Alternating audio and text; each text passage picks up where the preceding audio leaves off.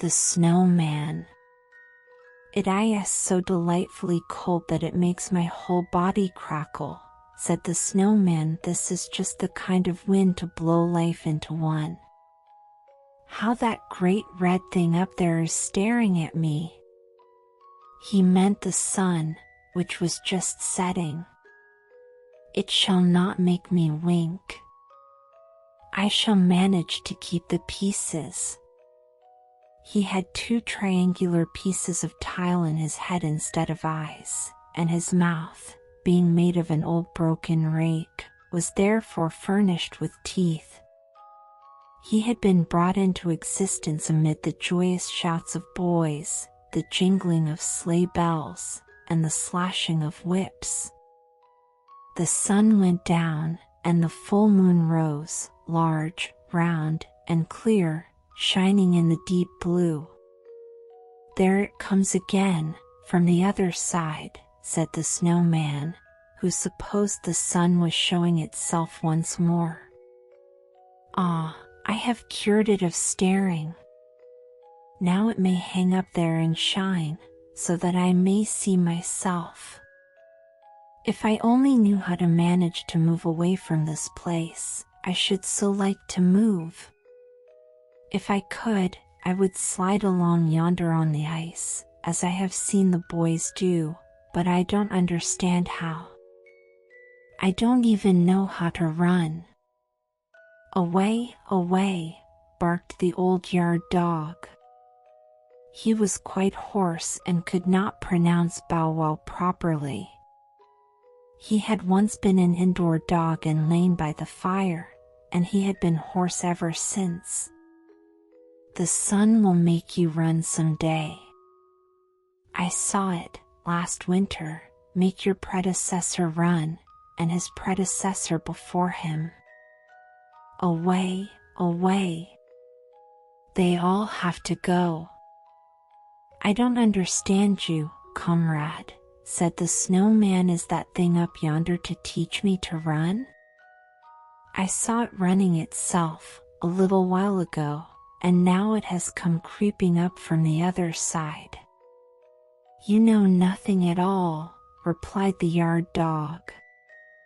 "But then, you've only lately been patched up. What you see yonder is the moon, and what you saw before was the sun. It will come again tomorrow and most likely teach you to run down into the ditch by the well, for I think the weather is going to change. I can feel such pricks and stabs in my left leg that I am sure there is going to be a change." "I don't understand him," said the snowman to himself, "but I have a feeling that he is talking of something very disagreeable. The thing that stared so hard just now, which he calls the sun, is not my friend. I can feel that too." "Away, away," barked the yard dog, and then he turned round 3 times and crept into his kennel to sleep. There really was a change in the weather. Toward morning a thick fog covered the whole country and a keen wind arose, so that the cold seemed to freeze one's bones. But when the sun rose, a splendid sight was to be seen. Trees and bushes were covered with hoarfrost and looked like a forest of white coral, while on every twig glittered frozen dewdrops. The many delicate forms, concealed in summer by luxuriant foliage, were now clearly defined and looked like glittering lacework. A white radiance glistened from every twig. The birches, waving in the wind, looked as full of life as in summer and as wondrously beautiful.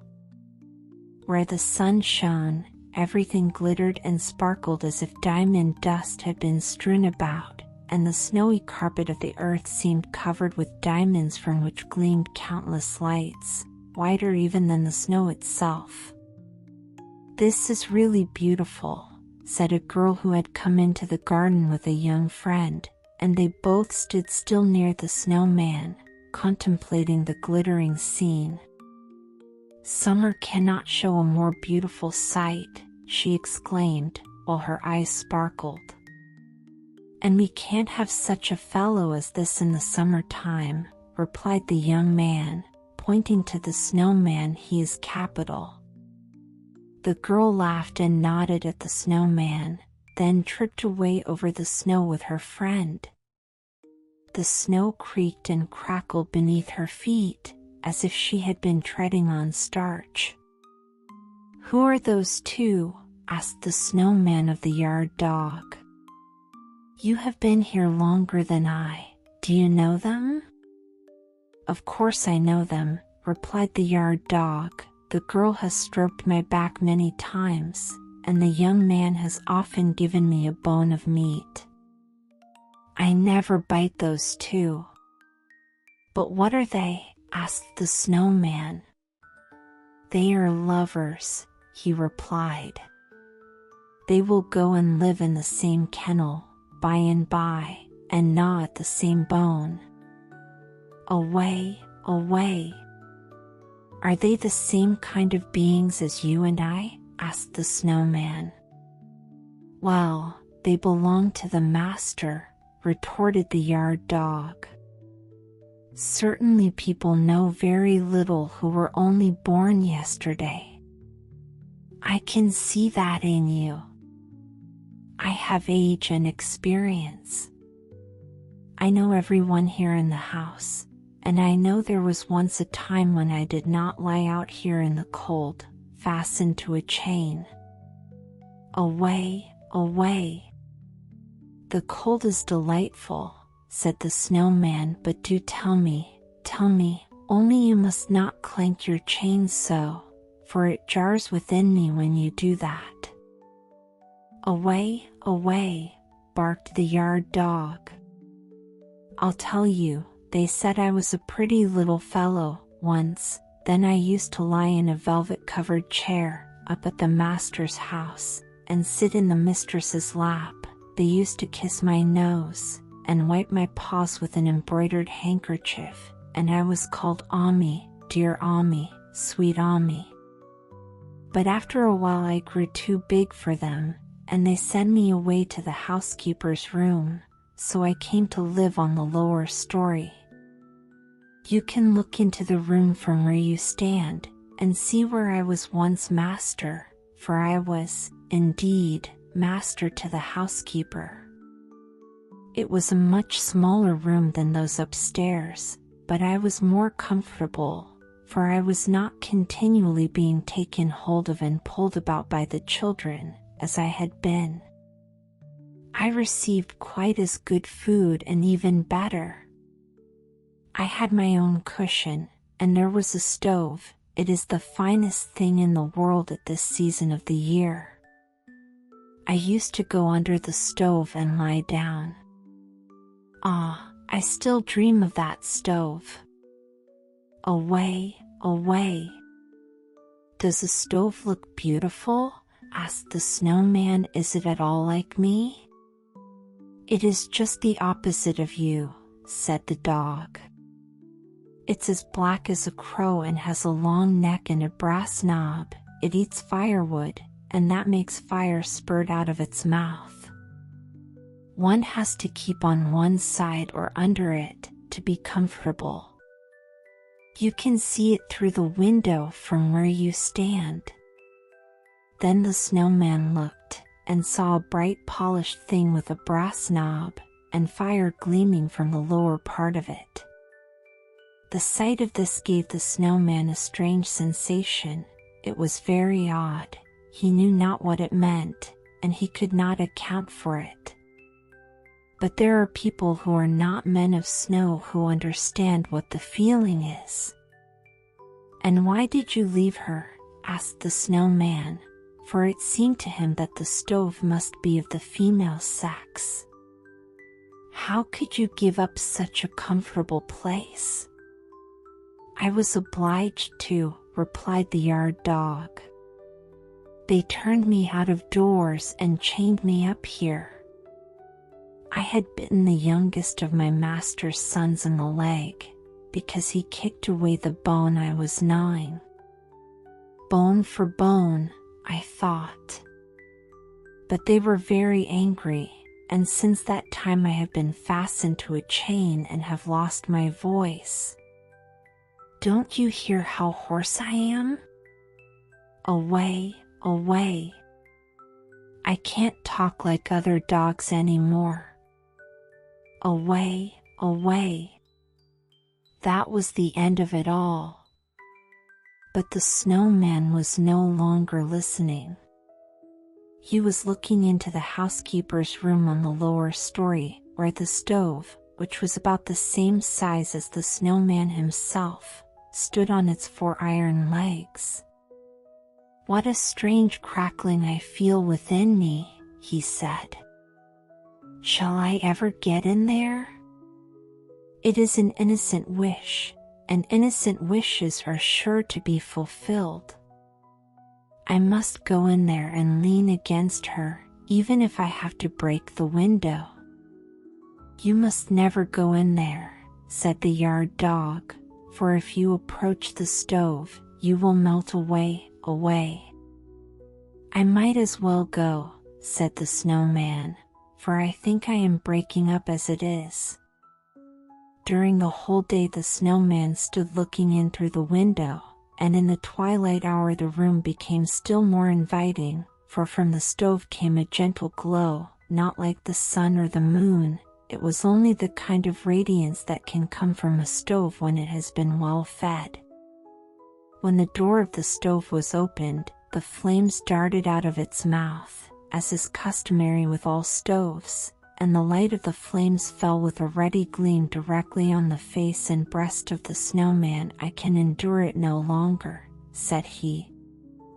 How beautiful it looks when it stretches out its tongue. The night was long, but it did not appear so to the snowman, who stood there enjoying his own reflections and crackling with the cold. In the morning the window panes of the housekeeper's room were covered with ice. They were the most beautiful ice flowers any snowman could desire, but they concealed the stove. These window panes would not thaw, and he could see nothing of the stove, which he pictured to himself as if it had been a beautiful human being. The snow crackled and the wind whistled around him. It was just the kind of frosty weather a snowman ought to enjoy thoroughly. But he did not enjoy it.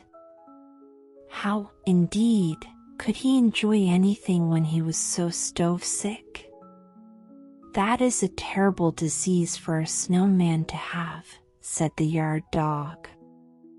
I have suffered from it myself, but I got over it. Away, away, he barked, and then added, the weather is going to change. The weather did change. It began to thaw, and as the warmth increased, the snowman decreased. He said nothing and made no complaint, which is a sure sign.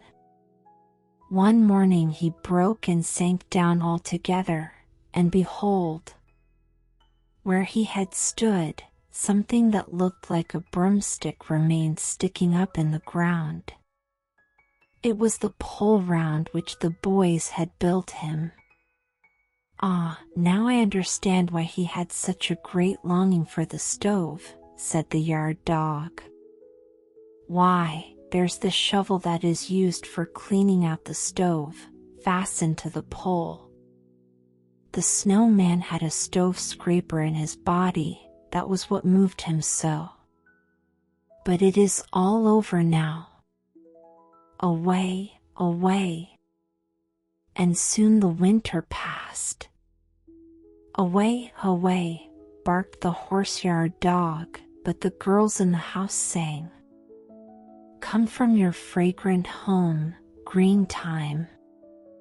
Stretch your soft branches, willow tree.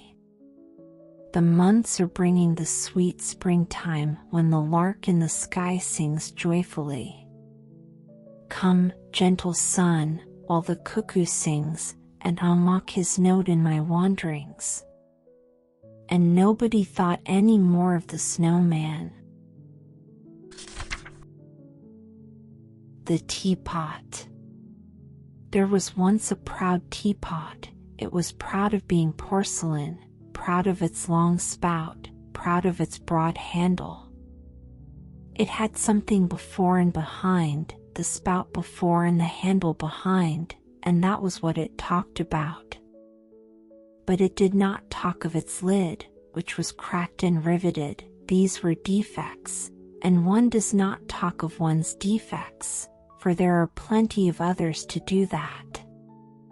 The cups, the cream pot, and the sugar bowl, the whole tea service, would think much oftener of the lid's imperfections, and talk about them, than of the sound handle and the remarkable spout. The teapot knew it. "I know you," it said within itself. "I know, too, my imperfection, and I am well aware that in that very thing is seen my humility, my modesty. Imperfections we all have, but we also have compensations. The cups have a handle, the sugar bowl a lid. I have both, and one thing besides, in front, which they can never have. I have a spout, and that makes me the queen of the tea table.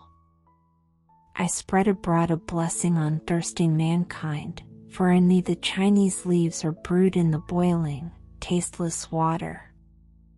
All this said the teapot in its fresh young life. It stood on the table that was spread for tea. It was lifted by a very delicate hand, but the delicate hand was awkward. The teapot fell, the spout snapped off, and the handle snapped off. The lid was no worse to speak of, the worst had been spoken of that. The teapot lay in a swoon on the floor, while the boiling water ran out of it. It was a horrid shame, but the worst was that everybody jeered at it. They jeered at the teapot and not at the awkward hand. "I never shall forget that experience," said the teapot, when it afterward talked of its life. "I was called an invalid, and placed in a corner, and the next day was given to a woman who begged for victuals. I fell into poverty, and stood dumb both outside and in. But then, just as I was, began my better life. One can be one thing and still become quite another. Earth was placed in me. For a teapot, this is the same as being buried, but in the earth was placed a flower bulb. Who placed it there, who gave it, I know not, but given it was, and it became a compensation for the Chinese leaves and the boiling water, a compensation for the broken handle and spout. And the bulb lay in the earth, the bulb lay in me, it became my heart, my living heart, such as I had never before possessed. There was life in me, power and might. The heart pulsed, and the bulb put forth sprouts. It was the springing up of thoughts and feelings which burst forth into flower. I saw it, I bore it, I forgot myself in its delight. Blessed is it to forget oneself in another. The flower gave me no thanks, it did not think of me. It was admired and praised, and I was glad at that. How happy it must have been.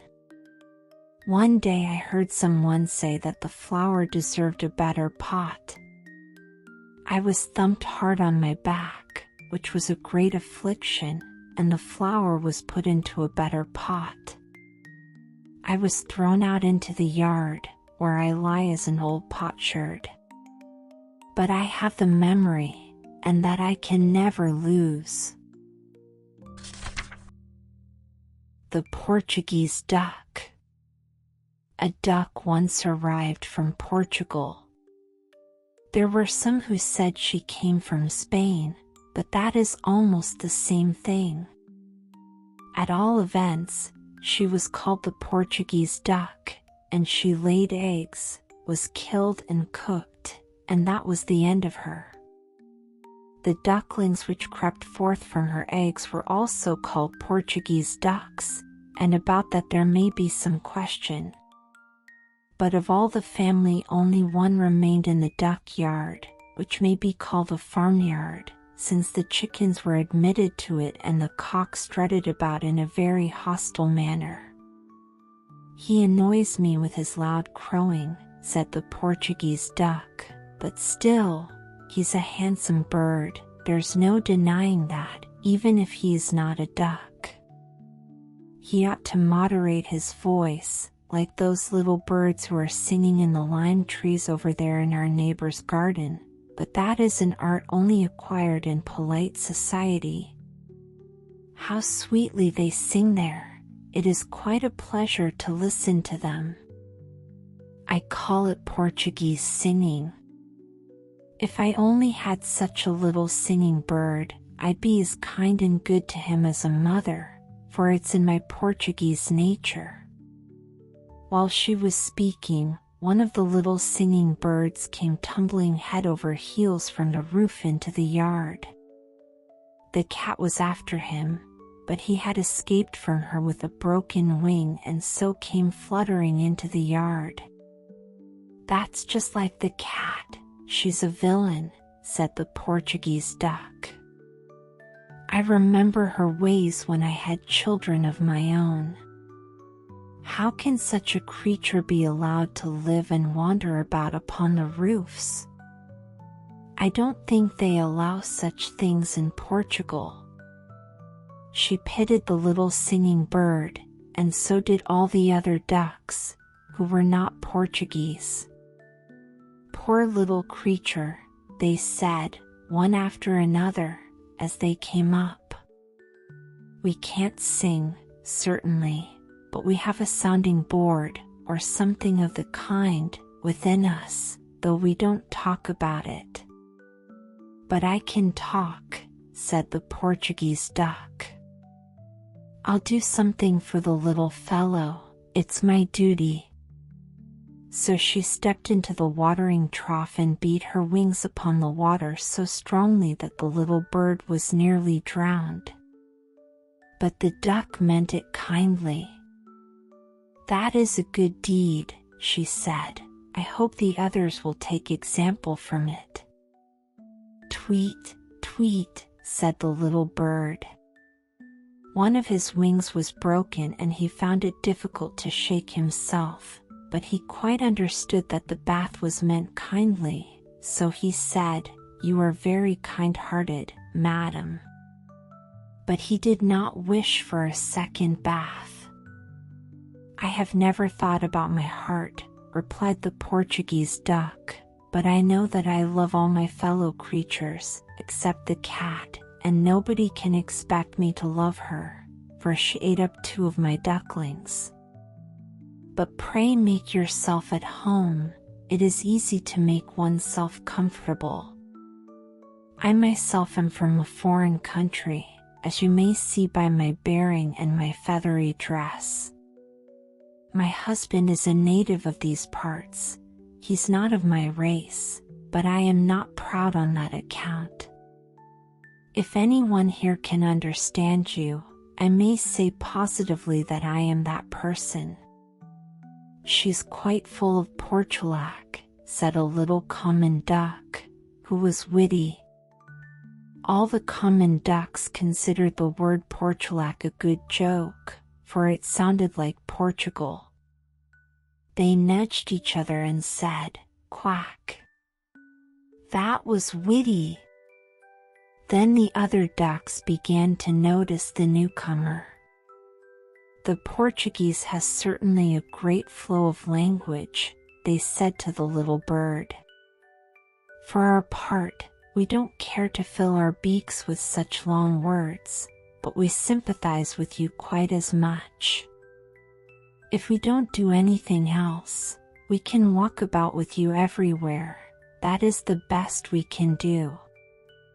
"You have a lovely voice," said one of the eldest ducks, It must be a great satisfaction to you to be able to give as much pleasure as you do.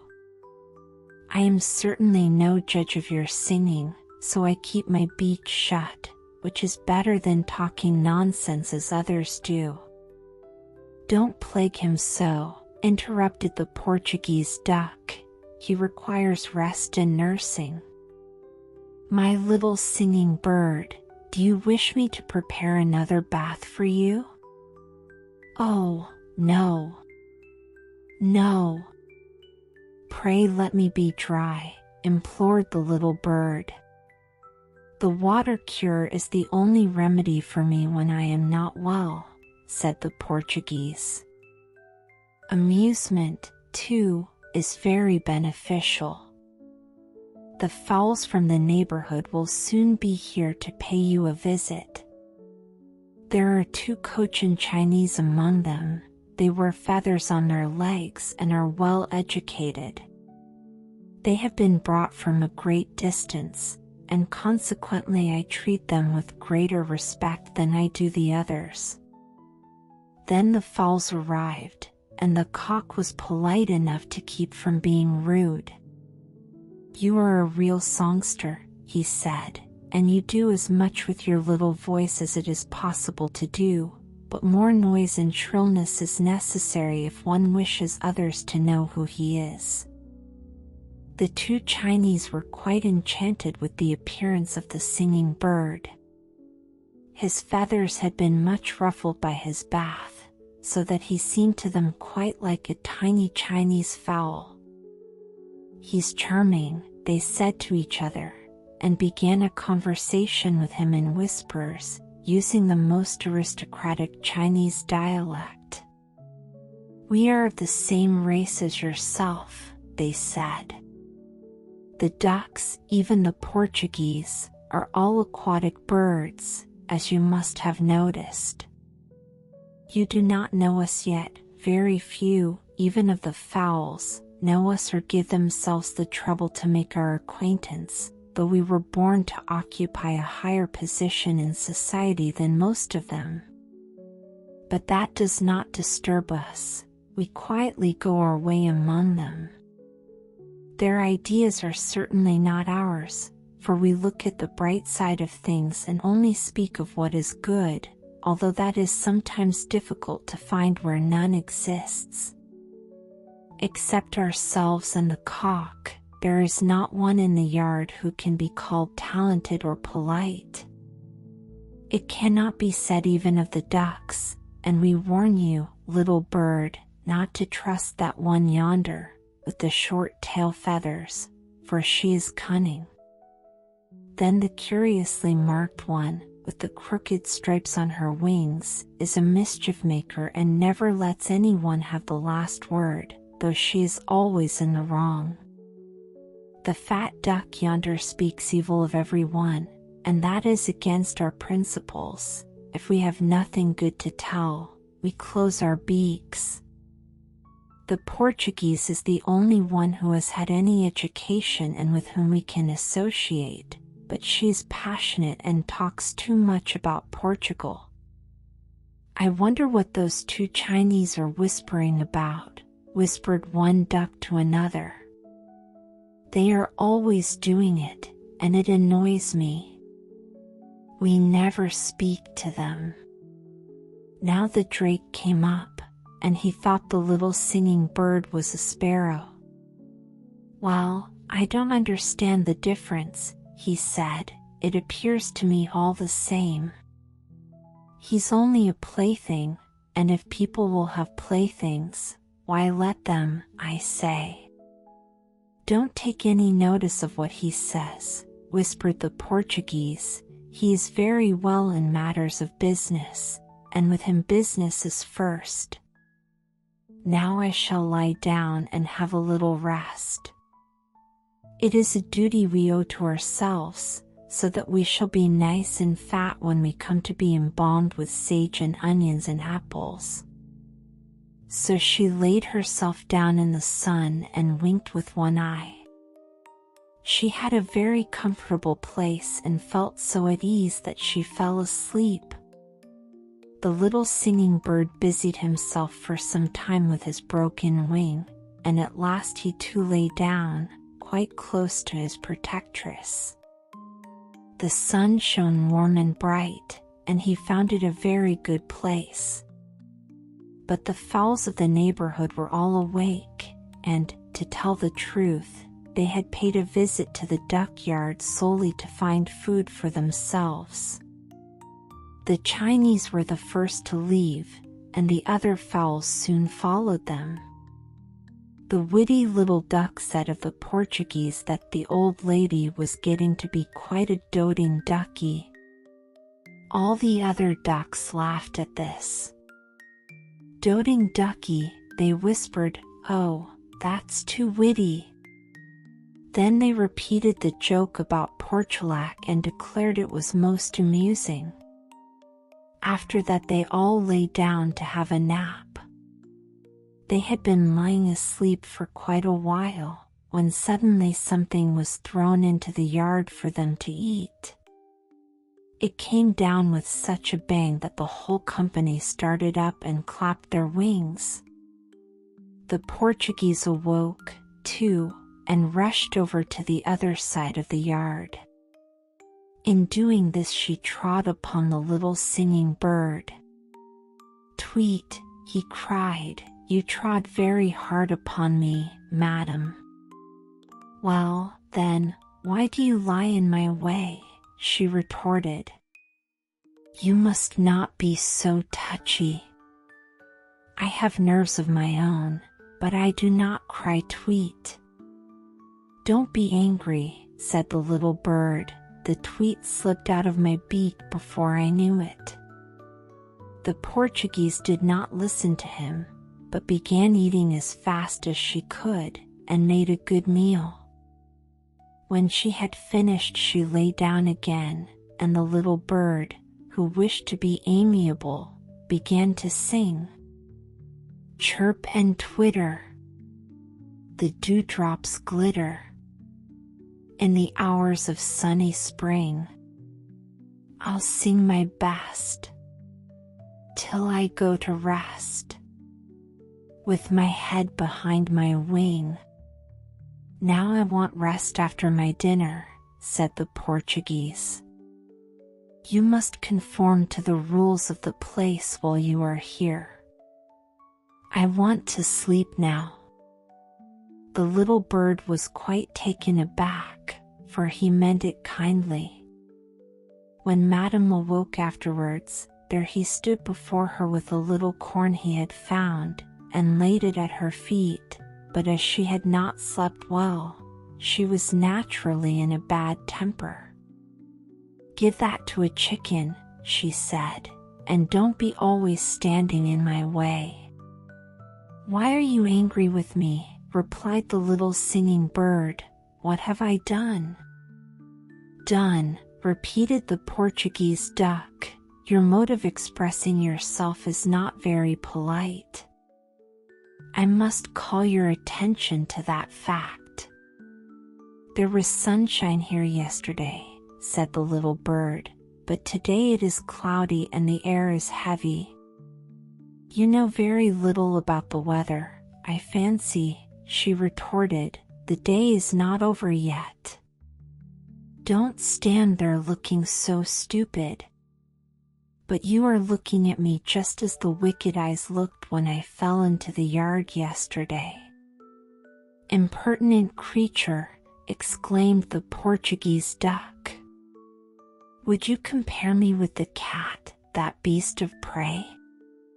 There's not a drop of malicious blood in me. I've taken your part, and now I'll teach you better manners."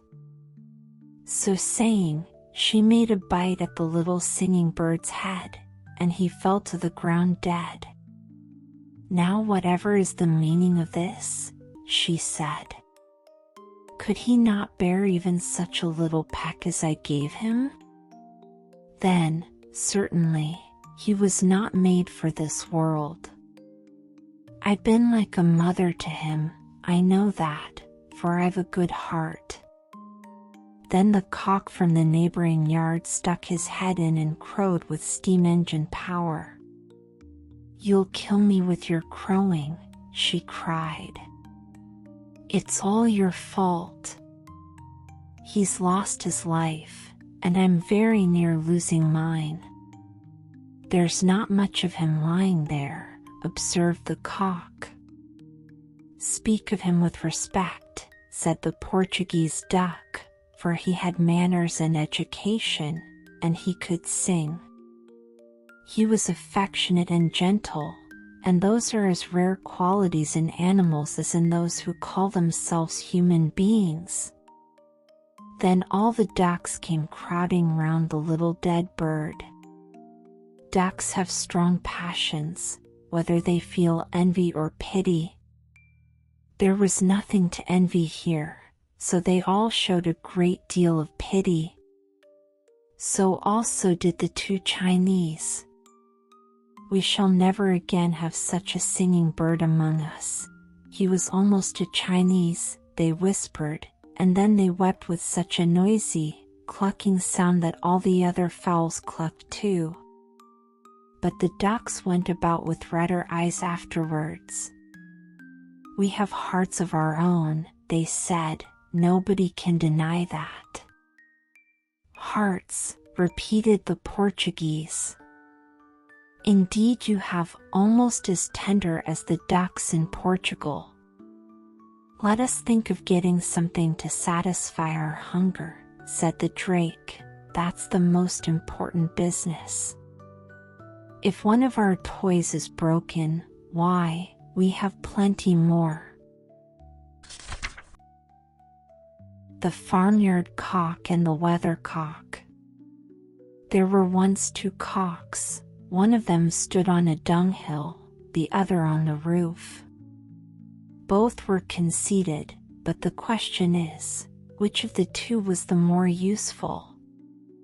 A wooden partition divided the poultry yard from another yard, in which lay a heap of manure sheltering a cucumber bed.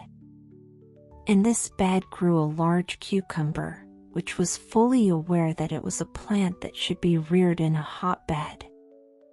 "It is the privilege of birth," said the cucumber to itself. "All cannot be born cucumbers, there must be other kinds as well. The fowls, the ducks, and the cattle in the next yard are all different creatures, and there is the yard cock. I can look up to him when he is on the wooden partition. He is certainly of much greater importance than the weathercock, who is so highly placed, and who can't even creak, much less crow. Besides, he has neither hens nor chickens, and thinks only of himself, and perspires verdigris. But the yard cock is something like a cock. His gait is like a dance, and his crowing is music, and wherever he goes it is instantly known. What a trumpeter he is! If he would only come in here! Even if he were to eat me up, stock and all, it would be a pleasant death." So said the cucumber. During the night the weather became very bad. Hens, chickens, and even the cock himself sought shelter. The wind blew down with a crash the partition between the two yards, and the tiles came tumbling from the roof, but the weathercock stood firm. He did not even turn round, in fact, he could not, although he was fresh and newly cast. He had been born full grown and did not at all resemble the birds, such as the sparrows and swallows, that fly beneath the vault of heaven. He despised them and looked upon them as little twittering birds that were made only to sing. The pigeons, he admitted, were large and shone in the sun like mother of pearl. They somewhat resembled weathercocks, but were fat and stupid and thought only of stuffing themselves with food. "Besides," said the weathercock, "they are very tiresome things to converse with. The birds of passage often paid a visit to the weathercock and told him tales of foreign lands, of large flocks passing through the air, and of encounters with robbers and birds of prey. These were very interesting when heard for the first time, but the weathercock knew the birds always repeated themselves, and that made it tedious to listen. "They are tedious, and so is everyone else," said he. "There is no one fit to associate with. One and all of them are wearisome and stupid. The whole world is worth nothing, it is made up of stupidity." The weathercock was what is called lofty, and that quality alone would have made him interesting in the eyes of the cucumber, had she known it. But she had eyes only for the yard cock, who had actually made his appearance in her yard, for the violence of the storm had passed, but the wind had blown down the wooden palings. "What do you think of that for crowing?" asked the yard cock of his hens and chickens. It was rather rough, and wanted elegance, but they did not say so, as they stepped upon the dunghill while the cock strutted about as if he had been a knight. "Garden plant," he cried to the cucumber. She heard the words with deep feeling, for they showed that he understood who she was, and she forgot that he was pecking at her and eating her up, a happy death. Then the hens came running up, and the chickens followed, for where one runs the rest run also. They clucked and chirped and looked at the cock and were proud that they belonged to him. "Cock-a-doodle-doo," crowed he, "the chickens in the poultry yard will grow to be large fowls if I make my voice heard in the world." And the hens and chickens clucked and chirped, and the cock told them a great piece of news. "A cock can lay an egg," he said. "And what do you think is in that egg?"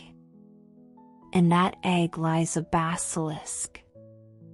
No one can endure the sight of a basilisk. Men know my power, and now you know what I am capable of, also, and what a renowned bird I am." And with this the yard cock flapped his wings, erected his comb, and crowed again, till all the hens and chickens trembled, but they were proud that one of their race should be of such renown in the world. They clucked and they chirped so that the weathercock heard it. He had heard it all, but had not stirred. "It's all stupid stuff," said a voice within the weathercock. "The yard cock does not lay eggs any more than I do, and I am too lazy. I could lay a wind egg if I liked, but the world is not worth a wind egg. And now I don't intend to sit here any longer."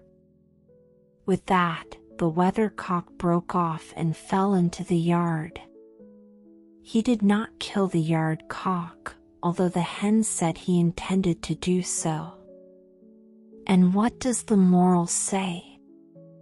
Better to crow than to be vainglorious and break down at last. The Storks. On the last house in the village there lay a stork's nest. The mother stork sat in it with her 4 little ones, who were stretching out their heads with their pointed black bills that had not yet turned red. At a little distance, on the top of the roof, stood the father stork, bolt upright and as stiff as could be. That he might not appear quite idle while standing sentry, he had drawn one leg up under him, as is the manner of storks. One might have taken him to be carved in marble, so still did he stand. It must look very grand for my wife to have a sentinel to guard her nest, he thought. They can't know that I am her husband and will, of course, conclude that I am commanded to stand here by her nest. It looks aristocratic. Below, in the street, a crowd of children were playing. When they chanced to catch sight of the storks, one of the boldest of the boys began to sing the old song about the stork.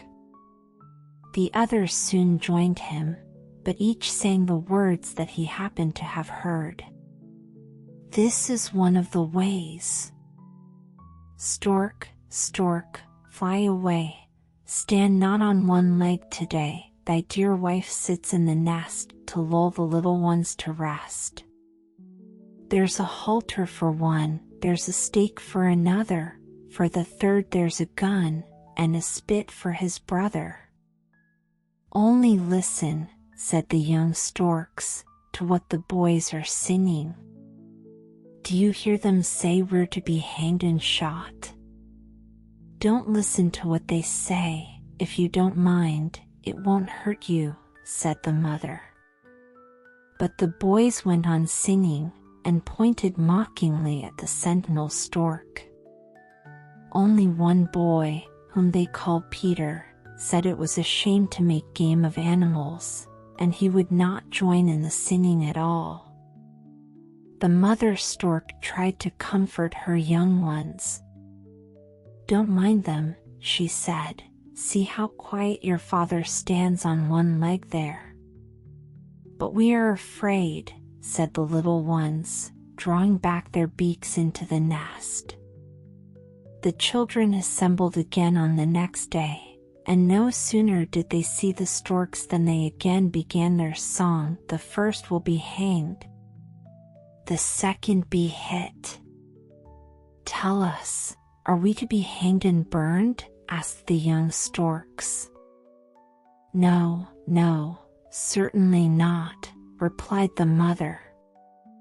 You are to learn to fly, and then we shall pay a visit to the frogs. They will bow to us in the water and sing croak, croak, and we shall eat them up, and that will be a great treat. And then what? Questioned the young storks. Oh, then all the storks in the land will assemble, and the autumn sports will begin. Only then one must be able to fly well, for that is very important. Whoever does not fly as he should will be pierced to death by the general's beak, so mind that you learn well, when the drill begins. Yes, but then, after that, we shall be killed, as the boys say. Hark!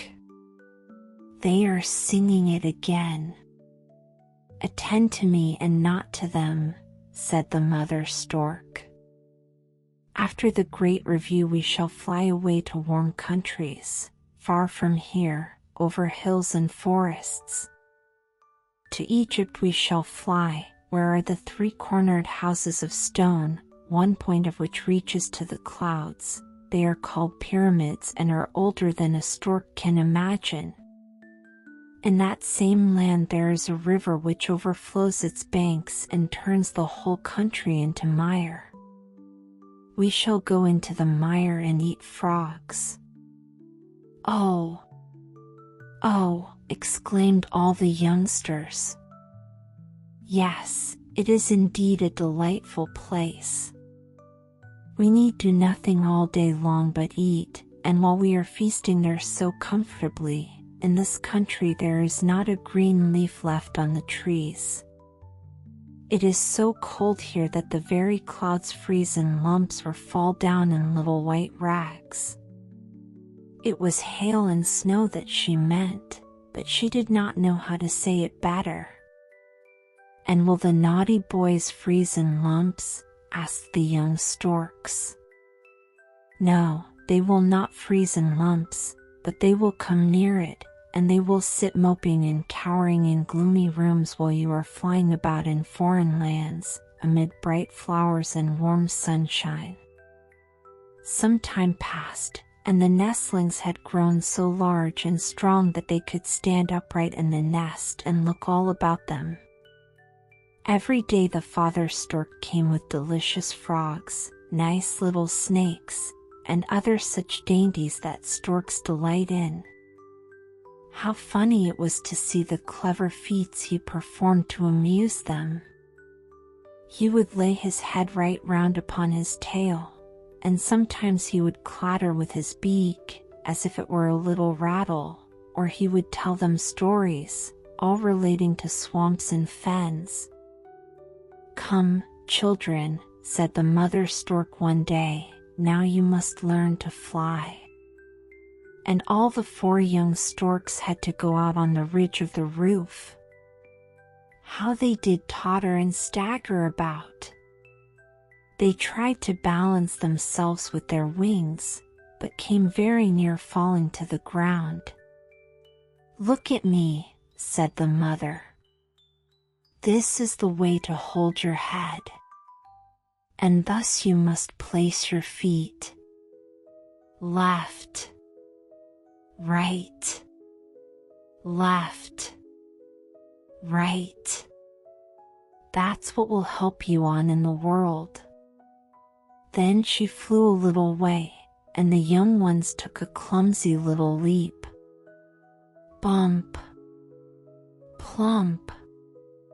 Down they fell, for their bodies were still too heavy for them. "I will not fly," said one of the young storks, as he crept back to the nest.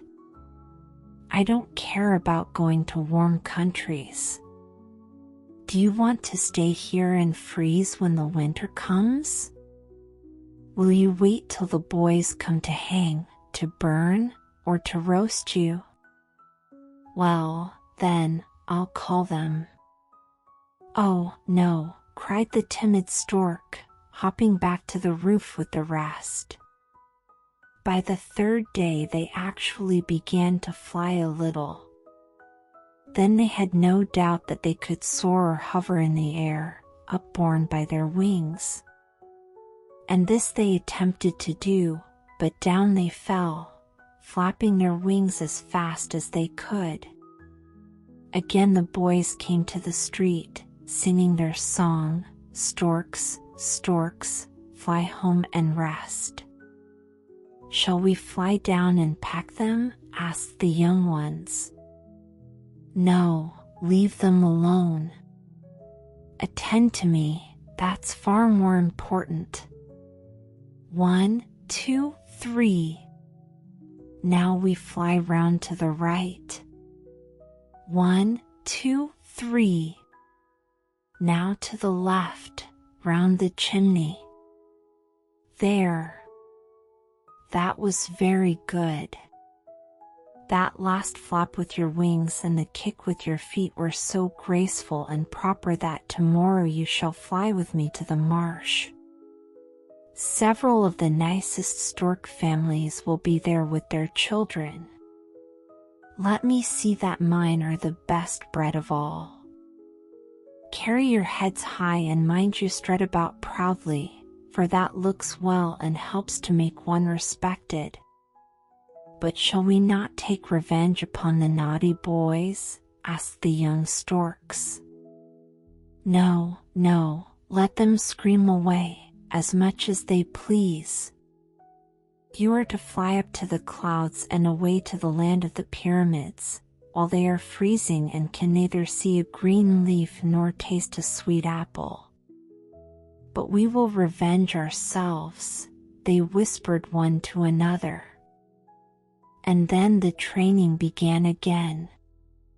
Among all the children down in the street, the one that seemed most bent upon singing the song that made game of the storks was the boy who had begun it, and he was a little fellow hardly more than 6 years old.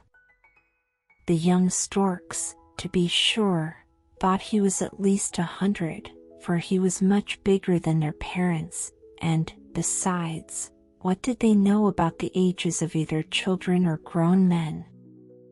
Their whole vengeance was to be aimed at this one boy. It was always he who began the song and persisted in mocking them. The young storks were very angry, and as they grew larger they also grew less patient under insult, and their mother was at last obliged to promise them that they might be revenged, but not until the day of their departure. We must first see how you carry yourselves at the great review. If you do so badly that the general runs his beak through you, then the boys will be in the right, at least in one way. We must wait and see. Yes, you shall see, cried all the young storks, and they took the greatest pains, practicing every day, until they flew so evenly and so lightly that it was a pleasure to see them. The autumn now set in. All the storks began to assemble, in order to start for the warm countries and leave winter behind them. And such exercises as there were! Young fledglings were set to fly over forests and villages, to see if they were equal to the long journey that was before them. So well did our young storks acquit themselves, that, as a proof of the satisfaction they had given, the mark they got was, remarkably well, with a present of a frog and a snake, which they lost no time in eating. Now, said they, we will be revenged. Yes, certainly, said their mother, and I have thought of a way that will surely be the fairest. I know a pond where all the little human children lie till the stork comes to take them to their parents. There lie the pretty little babies, dreaming more sweetly than they ever dream afterwards. All the parents are wishing for one of these little ones, and the children all want a sister or a brother. Now we'll fly to the pond and bring back a baby for every child who did not sing the naughty song that made game of the storks. But the very naughty boy who was the first to begin the song, cried the young storks, what shall we do with him? There is a little dead child in the pond, one that has dreamed itself to death. We will bring that for him. Then he will cry because we have brought a little dead brother to him. But that good boy, you have not forgotten him, the one who said it was a shame to mock at the animals. For him we will bring both a brother and a sister. And because his name is Peter, all of you shall be called Peter, too. All was done as the mother had said. The storks were named Peter, and so they are called to this day.